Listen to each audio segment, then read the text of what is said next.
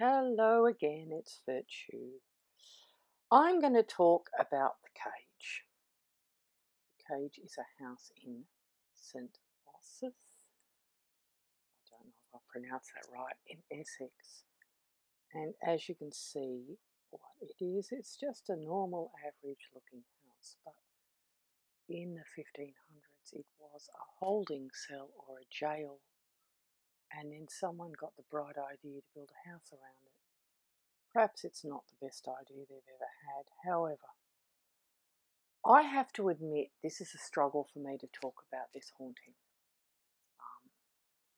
It's a real struggle, and it's been something I've been putting off for a while. This is the most vicious haunting I think I've ever had anything to do with. And I do warn you, I don't think this is going to be a clip that is going to take 20 minutes to discuss, because it's just too complicated. Now, I painted this. There is actually a series of 7 paintings. I thought I was doing one painting. For those of you that don't actually keep up with my work, I paint the dead and I paint the hauntings I do. It's just what I do. But with the Cage, it was something I first thought was just going to be one painting and ended up being 7. So as you can probably even just start getting an idea of how complex this became. I never even made it out to this house. I have never been to this house. I have never been to that part of Essex. I started to paint this because I heard of the haunting through researchers that were researching the paranormal sort of happenings in there. And I thought, seeing I'd been starting to paint the dead of London, that I should perhaps have a go at this one. Again, if I can just sort of backpedal just a little bit for those that have not seen these series of clips that I'm doing about the dead in the UK. I moved from Australia about 4 years ago to London, where I live in North London, but I have had to come to terms with the amount of dead and hauntings and having to deal with the paranormal sort of inputs into my life, whether I like it or not. And you know, that's okay. That's what spirituality does. I mean, I am a practicing left-hand path meaning that I have I practice magic, I practice ritual, I write my own spells and my own rituals. This is just part of what happens. This is part of ascension. It's part of extending yourself. But I have to admit that this is a difficult one for me to actually talk about, because it was one that caused me a lot of distress. I really wasn't ready for the viciousness of it. I now understand the depth. Coming from Australia, we only have 200 years really of history. I mean, the Australian Aboriginals, the native people, have been there for thousands and thousands and thousands of years, and of course they understand it. We little, whiteys turn up on a boat and we've got no clue to what's going on. But our history there is very short. Here it's very different, because there are thousands of years of history behind all of these hauntings, and they are particularly vicious. As you can see, this just looks like a normal house. It doesn't look like there would be anything untoward or difficult about it.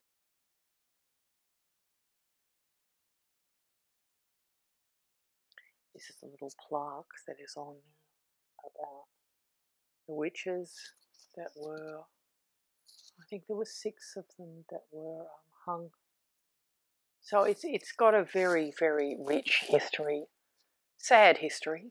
I mean, these poor women,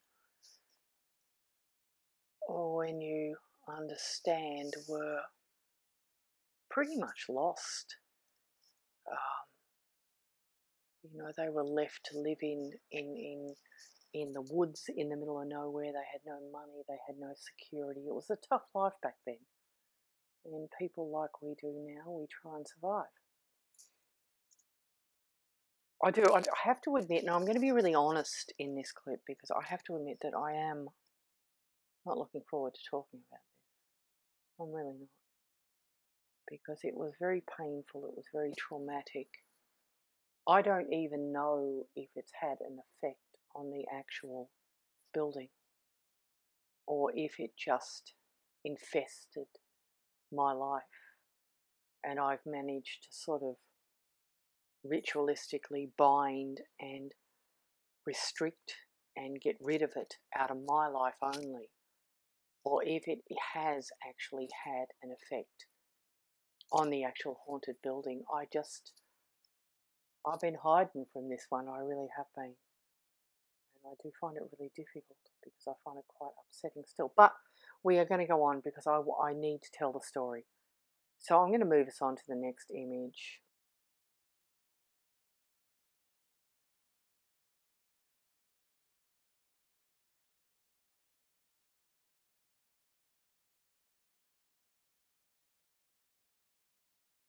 Okay, let's begin. I was directed, those of you that have actually seen, or listened, or watched some of my other clips, may realise that I do have a lot of spiritual help with what I do with the Dead World in London and the UK. And I have a really wonderful, helpful, protecting force of group of spiritual beings that I call the mercenaries. And they are my little private army, and they help me with really bad hauntings like this, because I honestly couldn't do it without them. There's just no way I could even approach this. They were the ones that asked me to do this. They were the ones that asked me to actually paint this. And I think this was, you talk about spirituality, you talk about ascension. And as I said, I am a left-hand path practitioner, which means that I do ascend and I do expand. And this is why this is a bit raw for me, because this is actually a real version of an expansion, and how it actually can happen. And it can surprise you, because I never thought that I would expand and grow and ascend through something like doing mediumship. And I know that may sound a bit snobbish. I'm not trying to be snobbish here, but it's just not something I thought that would happen. I never thought that it would give me the problems that it did. But my mercenaries introduced me to this, and they did it in a very synchronistic manner. They told me about it before I sort of ran into it. And what happened was I ended up seeing someone talk about, from a paranormal sort of, investigation or investigative, point of view. And I was sort of intrigued, even though I don't do that sort of paranormal thing. I do more, for want of a better word, medium sort of work with the dead. But they showed me this and invited me to paint it and told me they would support me through it. But I really wasn't ready for what I was going to discover. Quite mind-blowing. So I'm going to try and keep it reasonably brief about what happened with the haunting. The house has been in the same owner, the cage, for I think 11 years. I know she's got it on the market Her name is Vanessa Mitchell. I know she won't mind having her name out there because she does do a bit of press about the house occasionally too. It's a shame because she's a single mum, and it's been a real struggle for her because she had to leave the house. She couldn't cope with the viciousness of it, and to be honest, I think she needs to remind herself what a brave woman she is, because I tell you what, I'd be thinking twice even before I stepped into it. It's just nightmare. It really is. Anyway, this is the first painting I did of it. The large black dot was my first introduction to something I call a death demon, for want of a better word. I don't know what the fuck it is. I really don't. These things are, I guess, demonic in form. They're not really that high level. They're lower level stuff. And what they do is they attach to the living, particularly the weak living. They're not going to attach to people like me because I get too feisty and tell them to go F themselves. But people that are sort of depressed or unwell or something like that, they'll attach, and they actually do take their lives. Now, I know that there was, and I don't really want to dwell on this because I don't want to be disrespectful for those that have passed, but there was someone that committed suicide in the house just before Vanessa bought it. And this was causing major problems and in the house. And one of the reasons that she left was that she found a large dark figure leaning over the cot of her young son. And that's when she got out. And I honestly think that she sensibly got out. This painting, the little blue images that are on sort of the right-hand side, sorry, the left-hand side, God, I'm hopeless, so dyslexic. I don't know the difference between the right, left, or anything. The little blue figures are children, and the sort of greyish figures is this witch that was kept in the cage called Ursula, and the 4 images are her 4 familiars. And I'm not sure about the children, but what happened to me in reality is I had a lovely little flat before I had this one, just further up the road in North London, and I had both the death demon and I had the children haunting my flat. Now, my flat was not haunted. I'd lived there for, I think, about 12 months. There was nothing in it. It was a zone free. There was no dead in there at all. I would have known. Suddenly it infested my house and I had to deal with it, which I did with the help of my spiritual advice, deal with them. And we'll move on to the next image.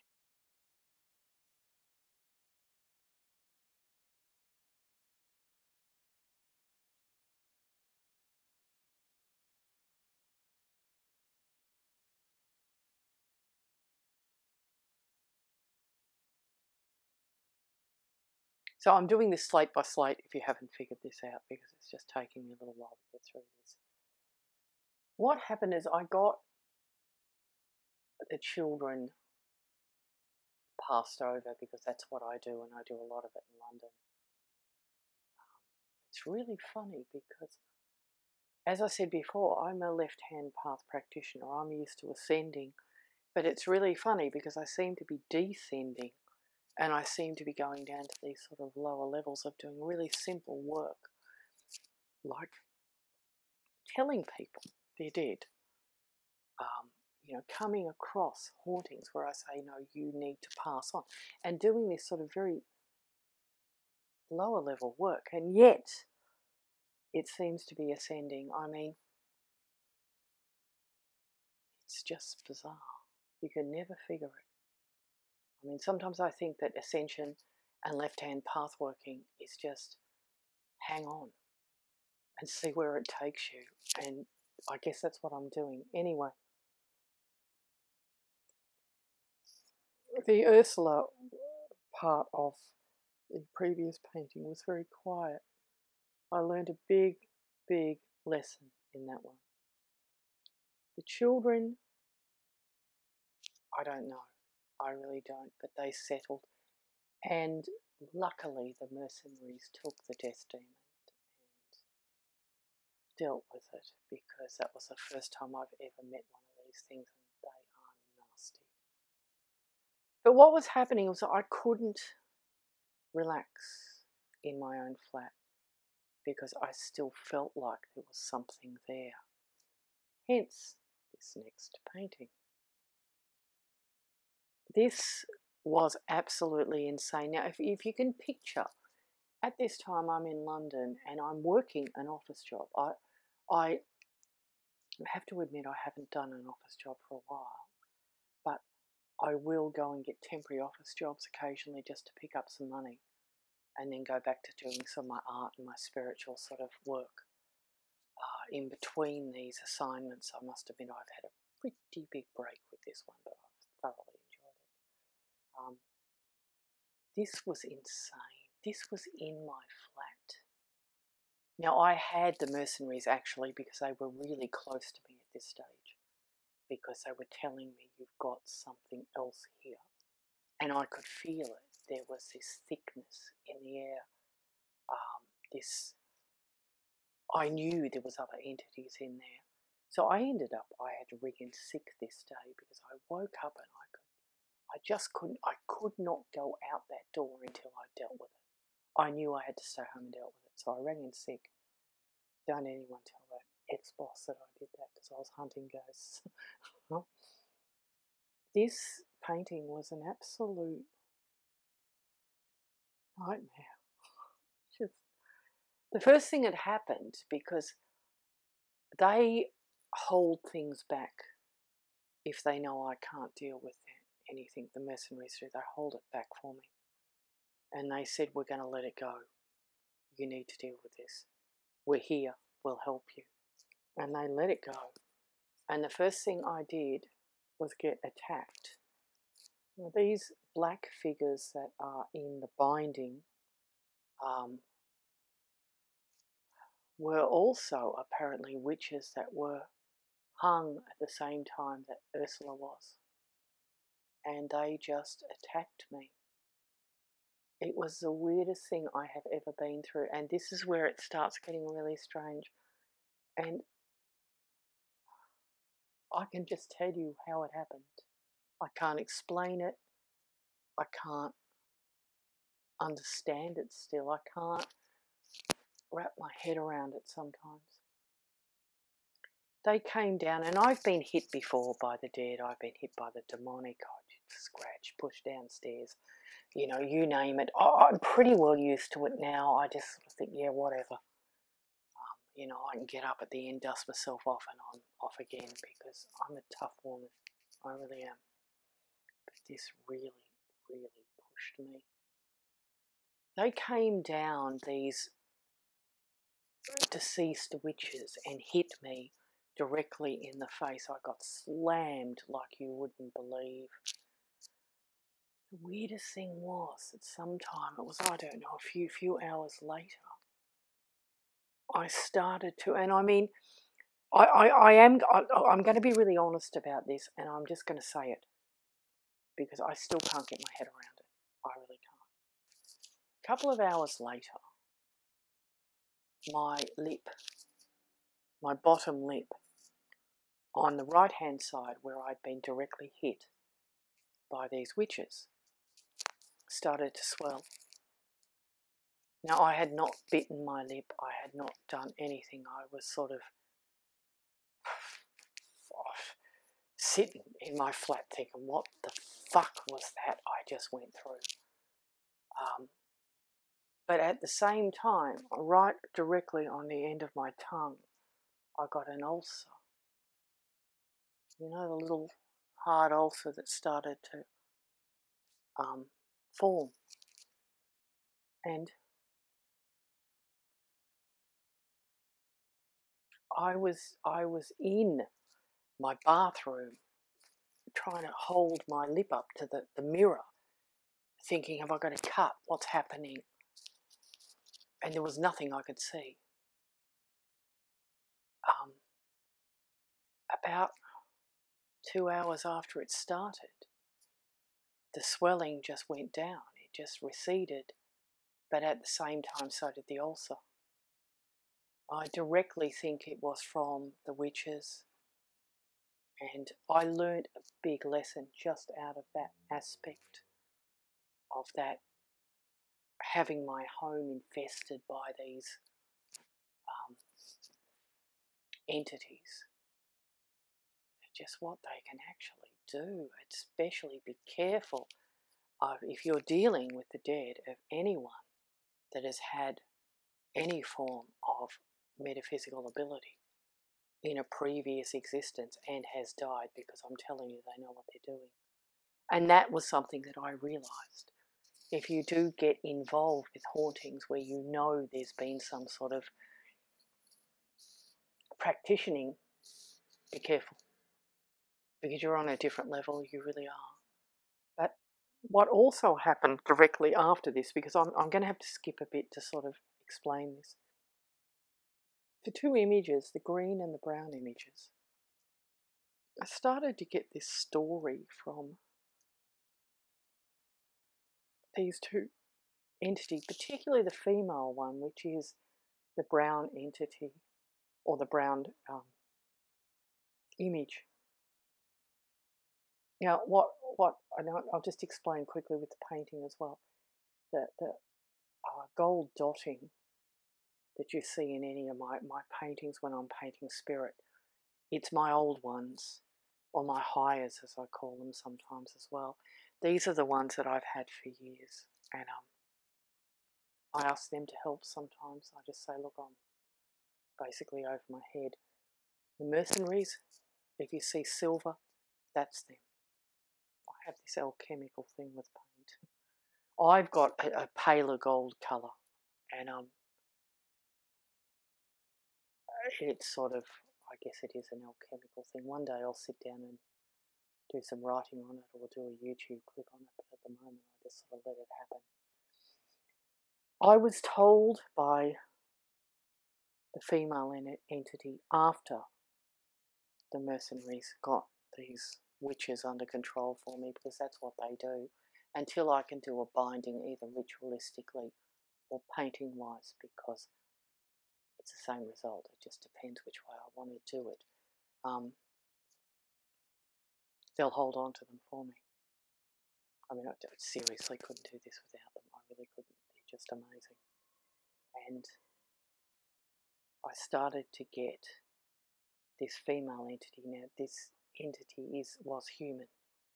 And she kept telling me, the first thing she kept telling me was that she didn't live at the cage. I don't live there. That's all she kept saying, is I don't live there. But the problem is that, you know, you see a lot of these mediums, and there's nothing wrong with, I'm really not into putting people down, but these stage mediums who go up and do this sort of family thing, you know, it's all very organised, and it's just, I sit there, I'm quite amazed at it, because I think, I wish I could do that, because mine's just insane, because I always get the ones that seem to be extremely difficult.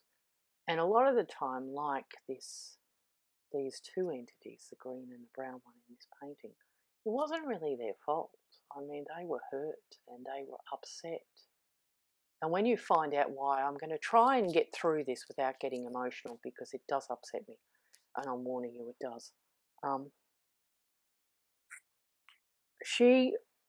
The brown entity told me that she didn't live there, and that she kept talking about her daughter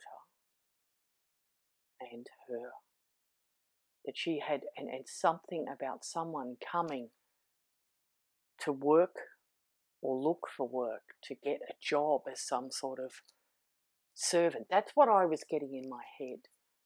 But she kept telling me that this girl, but I kept seeing her as an older girl. I didn't see her as a young child or an infant. I saw her as an older child, and that she had got lost and she had died from cold. And, this was sort of really difficult, because then she started telling me about she had a sore leg and her left knee was painful. She was so upset and so distraught, this entity, that I really just had to listen. Yeah, sorry.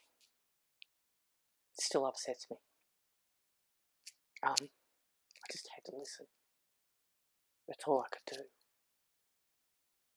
And she put pain.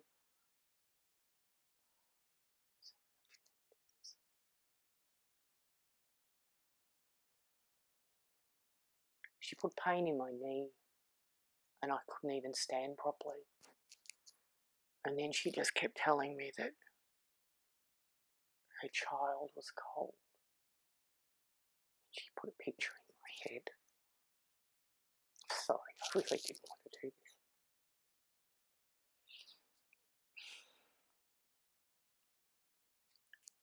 She put a picture in my head of walking into a very old building, which wasn't at the cage, and finding her daughter on the floor next to her crib, face down. And she told me that she thought she was just cold. Sorry. Sorry, I didn't want to do this. Just let me take a breath. It's really hard when you're a mother doing this sort of shit. It really is. It's very, very hard. And she tried to warm her daughter up. And then I started to uncontrollably shake, because she put herself into me. And I kind of let her, because I needed to let her understand that other people know. And now you all know.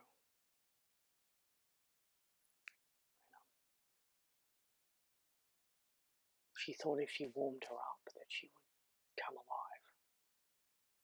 And then she started to make me shake as she realised that she was actually dead. And, it's just horrible. So I'm going to get myself together and I'll move on to the new clip. I'm just going to take a break.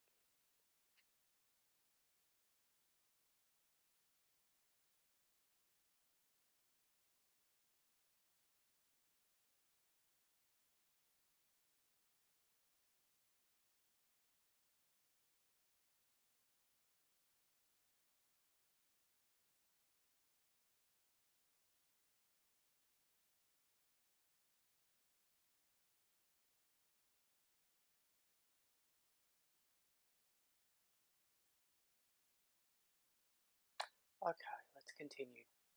After a little glass of Mother's Little Helper, a gin and tonic, I feel a bit better. I just want to add to that last clip that I did have a dream. It was about 3 or 4 days after that incident in the sort of, having my flat infested, and helping out the woman whose name was actually Grace, because it was after I went through all of that that I actually looked up the legends. Well, I guess it's legends. I don't know if it's legends or reality of what happened around all those witch hangings and why they were punished. And it seems that the Ursula witch in the first painting had been hexing this woman whose name was Grace. I don't know what her daughter's name. It's a shame I don't know. But maybe I might dream it one day. Who knows? Anyway, I was told, it was rumoured that this Ursula Kempt, and I'll put a wiki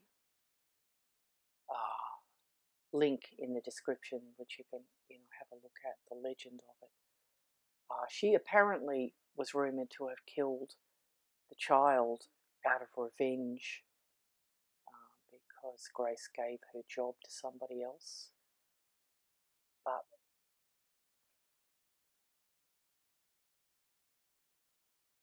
she didn't do it through witchcraft. I was told by my mercenaries that have been overseeing it that she did it by her own hand. I don't know how she did that, but she did. And apparently she broke the child's neck, which is just horrific. But to put a better note on this, because I probably destroyed everyone. Sorry. I didn't mean to. I had a dream that I saw Grace with her daughter in a kitchen, a really old kitchen. She had this big old wooden bowl and she was messing around with some sort of mushrooms and it was just domestic bliss. Like she was feeding the child little snacks and it was pure happiness. So I know what I went through was worth it, because nobody living or dead should have to go through that pain. I mean, I really wouldn't know what to do if any of my children, anything ever happened to them. I don't think I'd survive it. I don't think most parents would survive it. But anyway, we're past that. Now we can get on to, as usual with hauntings in London, they just go a bit loony.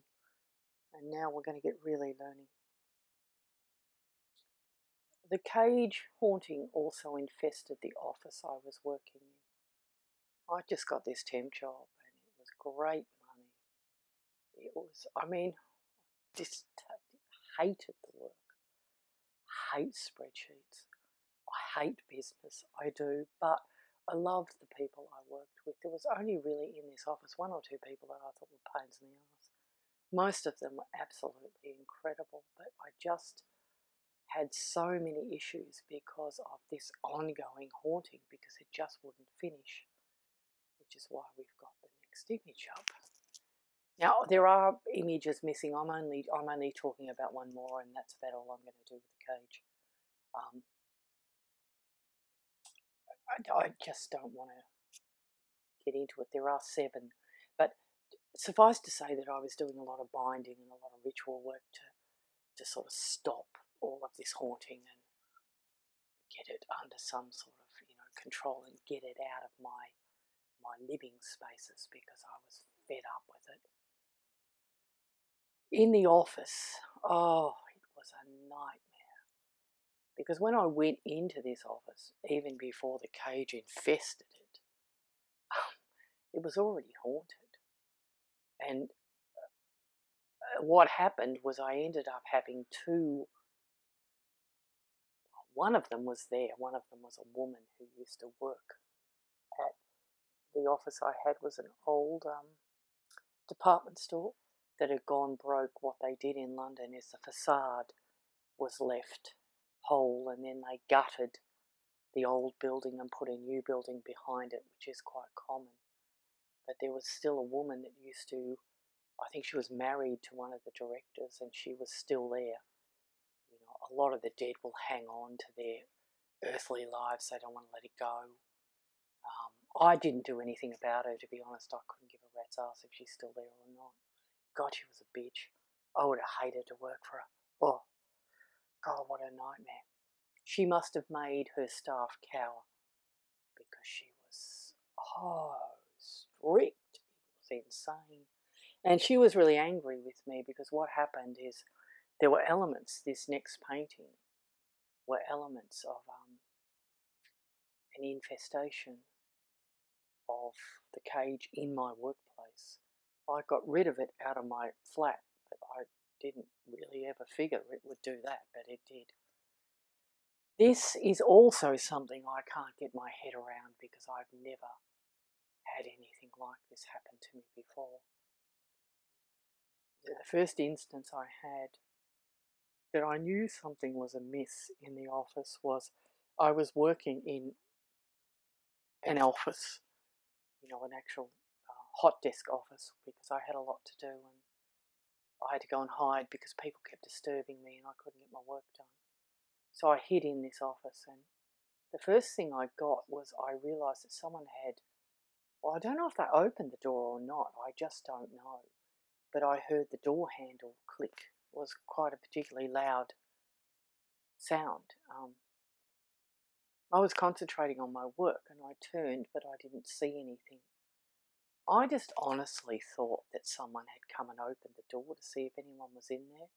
I didn't really think anything of it. So I went back to my work, and when I communicate with the dead, I think I've spoken before in clips about this, that it just depends. It depends on the actual individual dead to the way that I'll communicate with them. Sometimes I see them in varying forms of apparitions. Other times it'll be like a mind's eye thing. They'll just put this image in my head. Sometimes I can almost hear them faintly. It just depends. It really depends on what. Sometimes I feel them. I mean, my empathy is very strong, and a lot of the time I'll just feel what they're feeling. In this case, she was a mind's eye, and all of a sudden I'm sitting at this desk, and as I said before, I don't scare easy. I really don't, especially when it comes to the dead. I'm pretty well used to them, and wow, she put herself in my mind's eye so powerfully that, you know, when someone comes up behind you and frightens the shit out of you because they grab you or they yell? That's what she did to me. I actually jumped from fright, and that is really unusual for me. And she was angry, which is why, like as I said, I'm always skeptical of the things I'm doing with the dead and this sort of work that I do in London now. I always want an explanation. I don't really accept things like, did that door handle actually really do that? Was that something that was paranormal, or was it someone opening the door? I'll never be sure, but I think where she appeared to me, even though she was in my mind's eye, was right next to that door. And I think that it was something paranormal. I have no proof of it, but I really do think it was, because the two events coincide. That was all I got from her, because I just honestly thought, fuck off, I'm busy, leave me alone. You know, I'm trying to escape the living, and now I can't get rid of the dead. Because I really was on a very tight schedule to get this project finished. The second thing was something that I still, again, I can't prove any of this. I wish I'd taken a photo of it at the time, but I didn't think it was significant. I thought it was just something that was an everyday thing. Was when I went to the bathroom and went into a cubicle, and as I sort of got myself settled, shall we put it, I looked to my right, and there was a wall, probably about 2 foot in diameter, sort of an oval shape of blood splatter. And I was just, what the fuck is that? It just absolutely floored me. I thought, what is that on the wall? Now, let's look at this. This is a public bathroom. Well, public, it's a work bathroom. It could have been anything. It could have been, and this is what I thought, someone's had a blood nose and they've sneezed. That's what I thought. But it was still, my gut was saying no. Because where's the rest of it? How could someone sneeze blood and not put any on the floor? This was on white tiles, and it was just this fine blood splatter. I mean, I didn't touch it because I won't go anywhere near it. But I got close enough to look at it, and it was blood. And it was fine, and it looked like it was just sprayed. And that's why I thought someone has sneezed. But the other issue is that they would have had to be very tall because it was quite high up. Now I'm 5'6", I think, and it was way above mine. I couldn't have sneezed up there. That was about bloody 6 foot. I was suspicious, but I wasn't convinced because it could have been anything. It's a public bathroom. And I still don't know. But I did things because I have such a suspicious mind, and I do.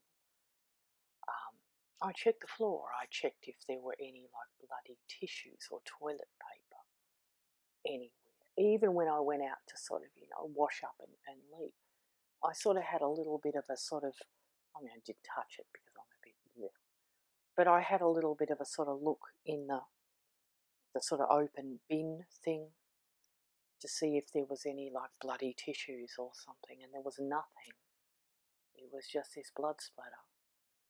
I didn't take a photo of it because I honestly did think, I just sort of shrugged my shoulders and thought someone's had a blood nose. They need to clean the wall, that's disgusting.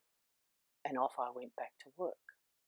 And it wasn't until, it was about a week later, I at this stage thought, and I will get onto this painting shortly because this is apparently the reason for all of this, according to my assistants up there, my lovely mercenaries.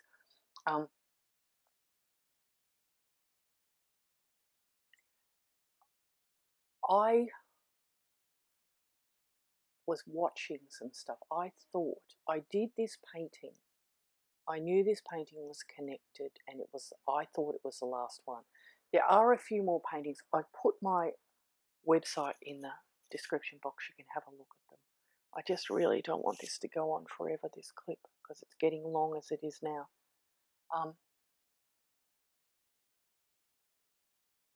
I thought the cage was over. I thought the paintings were done. I thought it was done and dusted. Now, generally when I do hauntings, I try to keep less knowledge. I don't look things up like the history before I do it. It's after I've done it that I'll look it up. And I started to look up some stuff, and I was watching some YouTube stuff on the cage, because if you put it in there, there's actually quite a bit. And there was a film, a clip of Vanessa talking about when she came in with her two friends to the cage to have a cup of tea, and they'd been out somewhere and they were coming back to just chill and hang. And when they walked into the living room, there was a whole bunch of blood splatter on the floor. Now this is people that are, I'm not saying Vanessa's not, she is obviously a decent person, but there was a guy that was just some sort of high level person from the army or the military of some sort, and his wife was a nurse, and they were looking at this stuff saying, yeah, it is blood. Where the hell did it come from? And then I realised what was going on, that this was another infiltration from the cage, and that this is why this woman who naturally haunts this building, usually fairly peacefully, was so angry with me, was because I'd brought this stuff in. It had infiltrated into her, as she sees it, space. I do really wish the dead would just let their jobs go and their houses go when they die, because they don't need them anymore. It really annoys me when they do this. Anyway, let me tell you the story of the blood splatter and why it was there. And as I said, look, I leave it for people to make up their own minds about this, because I have no proof, and I like to have proof. I'm a very skeptical and I want the dead to show me. You show me that this is real. Don't just throw things at me like this. So I'm leaving it up in the air. You make up your own mind. That's all I can do is present this. Okay, let's look at this painting. Down the bottom of this painting, it's a bit difficult to see, and this is where it starts getting crazy again, because I only paint them. I don't put the content. I wish I could get more sensible content sometimes. We have at the bottom on the right a female entity, and the large entity is the male entity. Okay, these two were a couple once. Whenever I tell this, I have to tell people that the female entity says that she did not have an affair. This is like Jerry Springer from probably about, the 1700s. She did not have an affair. She broke up with this man and ended up marrying someone else. I don't think she was married to him. I think she just lived with him, and she ended up marrying another man. Now, this other man was very successful, and he had a barn full of livestock. Apparently that time, having 14 bits of livestock, of all, I don't know what they were, pigs, ducks, who cares, was something really special. He was actually reasonably well off. All these little dotty things that you see apparently are the livestock. Now what this guy did was got really jealous, because not only did she leave him, legitimately, and I'm saying it, sorry, I get it in my head continually when I say anything about this woman, legitimately I left him. We've got it, okay, we're there. He got really pissed off because he was really jealous of this other guy because he was so successful. So what he did is he waited till he took all these animals into the barn because of the English winter and it's fucking freezing. And then he decided that he'd set fire to it. And all of the animals died. Then she got angry with him, obviously, and he slaughtered her. That is the blood splatter. And the reason it's in the cage was because he was incarcerated there for what he did. Now, hopefully, this has been bound. Well, I've got a binding on it, and hopefully it's not causing any more problems. And that is my story of the cage. There are some more complications, but I am just too fucking exhausted to even talk about them. I'm so glad I got that over and done with. I'll leave you all to make up your own minds. There is a wealth of information, and actually, if you have a look at some of the cage footage, you can actually see a poltergeist in action. It's amazing. They open the doors. It's just incredible. I hope, and I don't know, in conclusion of this clip, I don't know if this has made any difference to the actual cage house. I really don't know. I'm going to send out, I know some researchers that work with the cage, and I'm going to see if I can send out some stuff to the actual owner as well, to see what she thinks of it. Although I do know that, and understandably so, I totally understand she's fed up with it, and I can understand she doesn't want to hear about the ghosts, or she doesn't want to hear about the haunting. She's fed up. I can totally understand. But I'm going to see if I can find out if it has actually made a difference. It may have just been that I had to get rid of this infestation out of my life. But I'd certainly attempt, if it hasn't cleared, I would certainly attempt to go in there and clear it. Because it needs to be done. It was particularly vicious. Anyway, again, I don't know if you enjoyed that. And I'm sorry I lost it a bit. I knew I would. They're not all this bad. And I hope I haven't frightened you off listening to some more. I'm going out and I'm going to go and find some dead people that are cheerful after this, because I've had a fucking enough of this depths of bloody hell. But anyway, I'll leave it up to you guys to make up your own minds about the whole story of the cage. And I do hope to see you again. So, bye for now.